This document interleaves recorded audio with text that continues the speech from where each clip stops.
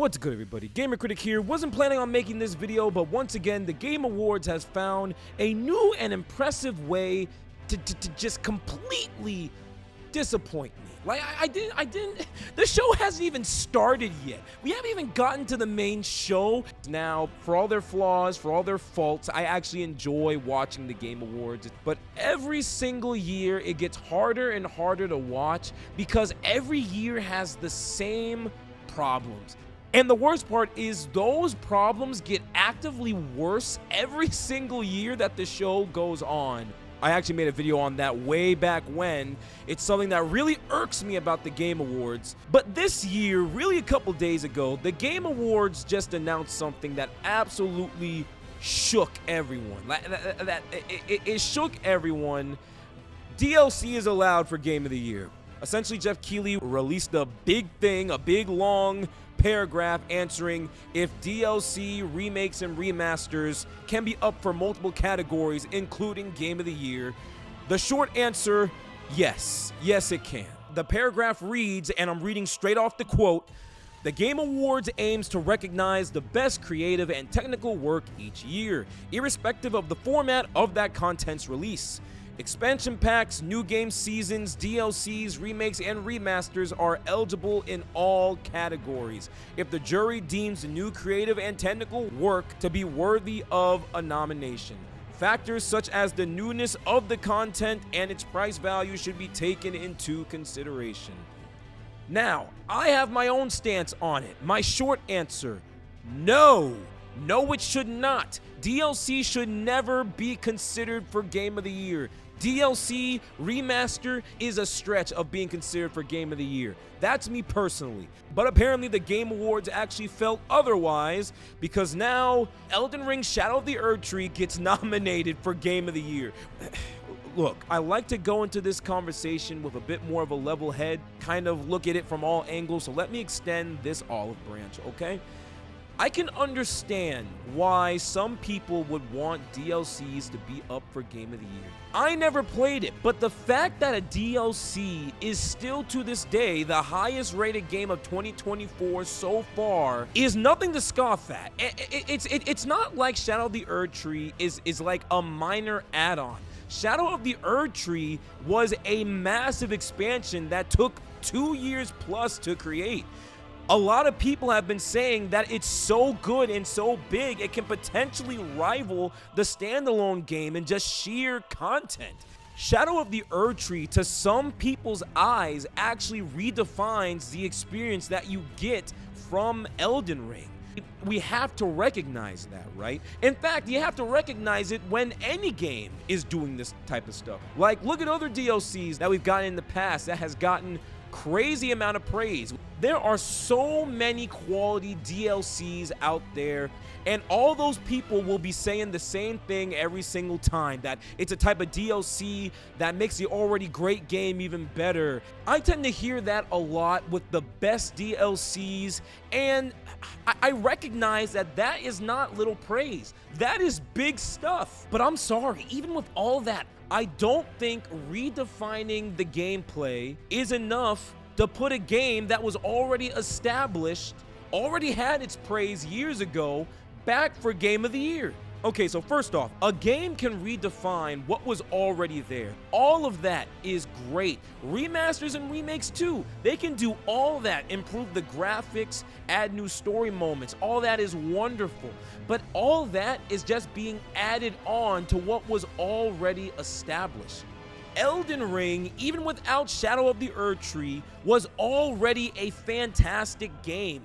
Great as the DLC is, and as much as it's able to add to the gameplay experience, I just don't think it's enough to knock down a game that already didn't have that established format. Also, it is worth noting, at the end of the day, DLC, no matter how great it is, no matter how much it manages to add, it requires the base game to function, and it's not able to be played independently. Now, I don't know about you, but I don't think a game should be up for Game of the Year if it requires a base game to play in the first place. And most important, I don't understand how we can sit here and give credit to a game that has already released. Elden Ring in 2022 took home a whopping 324 Game of the Year awards, making it the single most awarded Game of the Year of all time. That is crazy and well deserved. I put like 130 hours into Elden Ring, and Elden Ring is great. And it got the love and recognition it deserved in the year that it came out.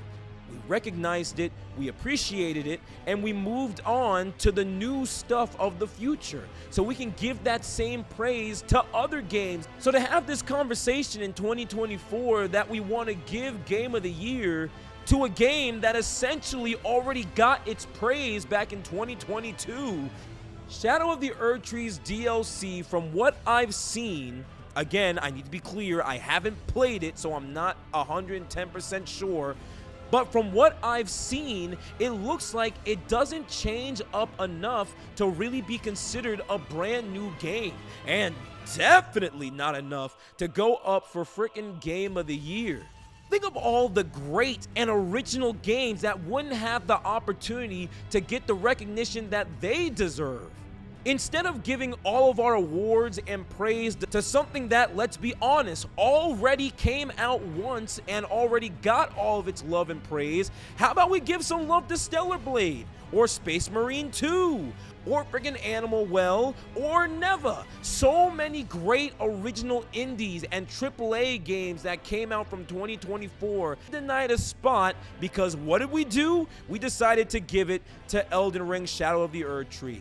And we can't really say that we recognize talent in the gaming industry if we constantly look to the past of something that was already given its flowers.